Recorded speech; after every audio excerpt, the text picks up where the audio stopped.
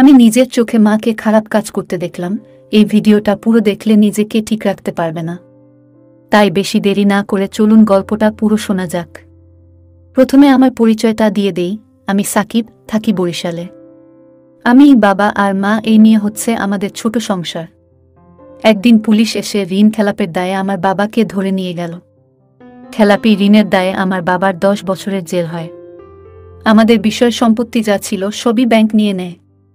মা ও আমি ভাড়া বাসায় এসে উঠি। সামান্য কিছু জমানো টাকায় আমাদের খরচ চলছিল। মা তার এক বান্ধবীর কাছে হাত পাতে টাকার জন্য।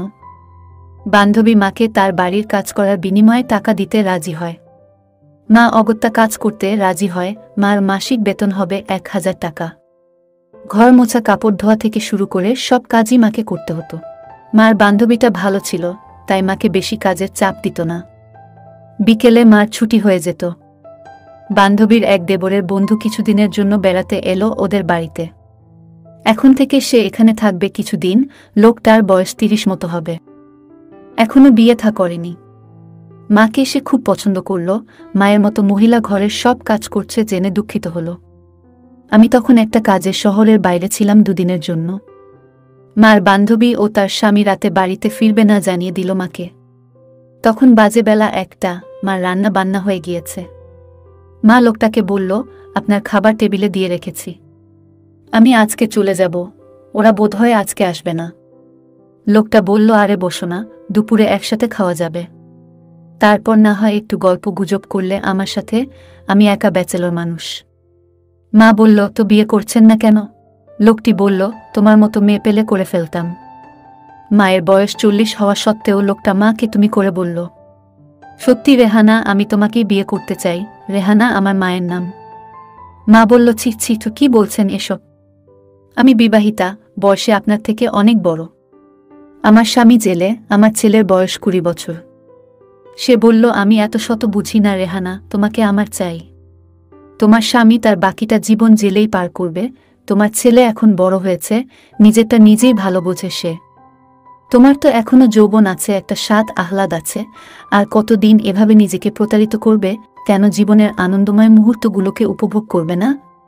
তুমি আমাকে বিয়ে না করতে চাইলেও আপত্তি নেই। আমরা বিয়ে না করেও নিজেদের চাহিদা মেটাতে পারি, কেউ কিচ্ছু জানবে না। মা ইতস্তত করে কিছু বলতে গিয়েও থেমে গেল। রেহানা, আমি চাইলেই তোমাকে পেতে পারি, কেউ কিছু জানতে পারবে না। বাড়িতে কেউ নাই, তাই ওরা খারাপ কাজ করা শুরু করল। ঠিক তখনই আমি মাকে ফোন করলাম। মা সেই অবস্থায় আমার ফোন তুলল। ফোন তুলে মা আমাকে বলল, এখন সে ব্যস্ত আছে। মা বলল আমাকে পরে ফোন করবে, বলে ফোনটা রেখে দিল। কিন্তু কলটা মনে হয় কাটতে ভুলে গেছে, কেননা সবসময় ফোন আমিই আগে কাটি। ফোন চালু থাকার কারণে আমি বিভিন্ন রকম খারাপ শব্দ শুনতে পেলাম। আমি নিজের কানকে বিশ্বাস করতে পারছি না। তখন আমার কাছে পুরো ব্যাপারটা ক্লিয়ার হয়ে গেল। মা কোনো কাজে এখন ব্যস্ত, আমি বুঝে গেলাম। মা এতটা নির্লজ্জ হতে পারবে আমি কল্পনাও করতে পারিনি। আমি ফোনটা কেটে দিলাম, মার স্বাধীনতায় হস্তক্ষেপ না করে। আমার মনে হলো তারও একটা জীবন থাকতে পারে, তার ও তো শখ।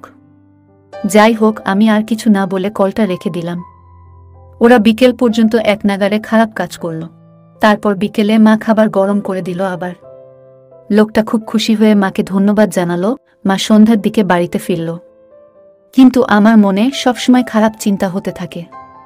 কোনো কাজ ঠিক মতো করতে পারছি না, তাই আমি পরের দিন বাড়ি ফিরলাম। কিন্তু মা আমাকে দেখে খুশি হলো না। মা বলল, তুই ঠিক আছিস তো? আমি বললাম, হ্যাঁ। মা প্রতিদিন তার বান্ধবীর বাড়িতে কাজে যেত, আর ওই লোকটার সাথে খারাপ কাজ করে রাতে বাড়ি আসত। এইভাবে কেটে গেল কিছুদিন, আর যত দিন যেতে লাগলো মার চাহিদা বাড়তে লাগলো। প্রথমে মা শুধু ওই লোকটার সাথে খারাপ কাজ করত, কিন্তু এখন ওই লোকটার একজন বন্ধুর সাথে ও খারাপ কাজ করতে লাগলো। ওই লোকটির বন্ধু খুশি হয়ে মাকে টাকা দিত, আর মা টাকা পেয়ে আরও ভীষণ খুশি হতো। দিন দিন মা টাকার লোভ বাড়তে লাগলো, তাই মা তার বান্ধবীর বাড়ির কাজটা ছেড়ে দিল। এখন ওই লোকগুলো আমার বাড়িতে আসতো, আর আমার বাড়িতে এসব কাজ হতে লাগলো। একদিন বাড়ি ফিরে দরজা খুলতেই আমি অবাক হয়ে গেলাম।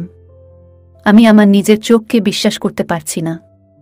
আমি দরজা খুলে দেখি মা 4 জন লোকের সাথে খারাপ কাজ করছে। আমি ভাবতে পারছি না মা টাকার জন্য এত নিচে নেমে যেতে পারে। আমি বাড়ি আসায় মা এরপর থেকে ওই লোকটির বাড়ি যেতে শুরু করল। প্রায় দিনই সকাল থেকে ওদের বাসায় থাকত আর কাজ করত। ওদের বাসায় যখন কেউ থাকে না তখন ওরা দুজনে মিলে আর মা মিলে খারাপ কাজ করত। মা ওদের সব আবদার পূরণ করত এবং সব কাজ করে দিত। আমি সিদ্ধান্ত নিয়েছি চলে যাব, সকাল থেকে অনেক কাজ করছি। সকাল বললে ভুল হবে, 2-3 দিন থেকে অনেক কাজ করছি। বাসা ছেড়ে চলে যাব, তাই সব গোছ কাজ করতে হচ্ছে। একটু বসে ফোনটা টিপতেই ফোনে একটা ভিডিও আসলো। ভিডিওটা চালু করতেই আমি পুরো অবাক হয়ে গেলাম। এখন ওই লোকগুলো আমার বাড়িতে আসতো আর আমার বাড়িতে এইসব কাজ হতে লাগলো। একদিন বাড়ি ফিরে দরজা খুলতেই আমি অবাক হয়ে গেলাম। আমি আমার নিজের চোখকে বিশ্বাস করতে পারছি না। আমি দরজা খুলে দেখি মা 4 জন লোকের সাথে খারাপ কাজ করছে। আমি ভাবতে পারছি না মা টাকার জন্য এত নিচে নেমে যেতে পারে। আমি বাড়ি আসায় মা এরপর থেকে ওই লোকটির বাড়ি যেতে শুরু করল। প্রায় দিনই সকাল থেকে ওদের বাসায় থাকত আর কাজ করত। ওদের বাসায় যখন কেউ থাকে না তখন ওরা দুজনে মিলে আর মা মিলে খারাপ কাজ করত।